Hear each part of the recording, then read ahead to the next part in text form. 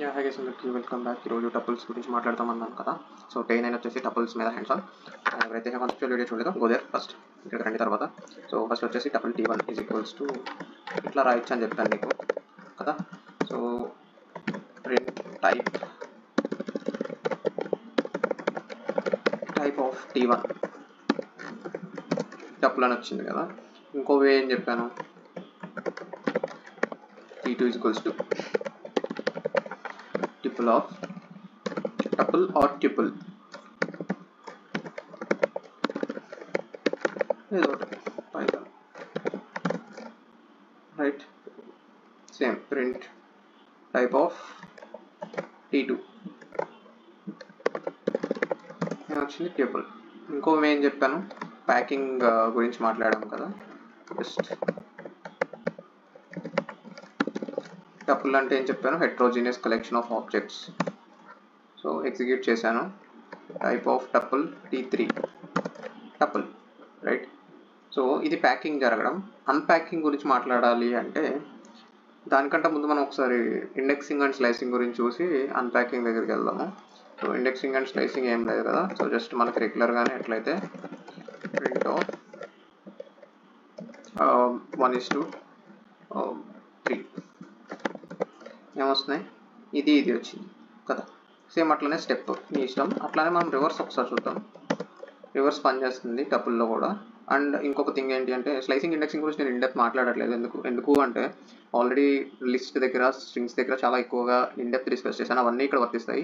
Read part వరకు slicing and ఇండెక్సింగ్లో read part ఉంటుంది, right part ఉంటుంది. రైట్ పార్ట్ అంటే రీప్లేస్ చేయడానికి వాల్యూస్ని. ఎందుకు ఇండెప్త్ మాట్లాడట్లేదు అంటే ఆల్రెడీ కవర్ అయిపోయినాయి. And also tuples will not accept changes, అంటే ఇమ్యూటబుల్. సో ఒకసారి ట్రై చేయండి, చేద్దాం. ఇక్కడ 3 అనే ఇండెక్స్ ఉంది కదా, 0 1 2 3 డెఫ్. ఇది అప్డేట్ చేయడానికి చూద్దాం. ప్రింట్ T3 ఏమని వచ్చింది, tuple object does not support I10 assignment. So tuple you cannot modify అనమాట, ఇమ్యూటబుల్ అనమాట టపుల్ అన్నది. ఓకే, సో నెక్స్ట్ వచ్చేసి మనం మాట్లాడబోయేది మన అన్ప్యాకింగ్ గురించి. సో మనం ఇట్లుంది కదా, T1 ఇట్లుంది. సో T1ని ఆబ్జెక్ట్ 1, ఆబ్జెక్ట్ 2, ఆబ్జెక్ట్ 3, ఆబ్జెక్ట్ 4. ఎందుకు 4 ఆబ్జెక్ట్స్ తీసుకుంటున్నాను అంటే ఇక్కడ 4 ఐటమ్స్ ఇందులో ఉన్నాయి కాబట్టి 4 ఆబ్జెక్ట్స్లోకి ఒక్కొక్కటి వెళ్ళాలి కదా. So print object 1, object 2, object 3, object 4 వచ్చినాయా ఒక్కొక్కటి బయటికి. యాక్చువల్లీ టపుల్ అంటే ఎట్లా చూపిస్తుంది, ప్రింట్ని ప్రింట్ చేస్తే మీకు ఎలా కనిపిస్తుంది, బ్రాకెట్స్లో కనిపిస్తుంది. ఇది ఒక్కొక్క దాంట్లోకి బయటకు వచ్చినాయి కదా. సో నేను ఇప్పుడు ఏం చేస్తాను అంటే వీటి టైప్ ఏంటో కూడా చూస్తాను.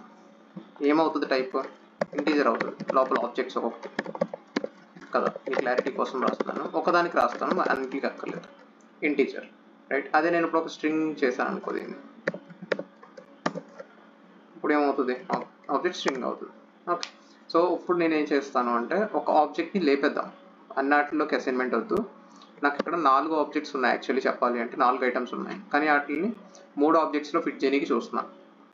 అప్పుడు ఏమవుతుంది అంటే ఎర్రర్ త్రో చేస్తుంది అనమాట. ఓకే, ఏమని చెప్తుంది అంటే నువ్వు ఇచ్చిన ఇన్పుట్ వేరియబుల్కి, నువ్వు ఇచ్చిన టపుల్కి ఇక్కడ ఉన్న వాల్యూస్ని అన్ప్యాక్ చేయడానికి సరిపోవట్లేదు, నువ్వు ఇచ్చిన వేరియబుల్స్ పెంచు అని చెప్తుంది అనమాట. చూడండి, so too many values to unpack, expected 3.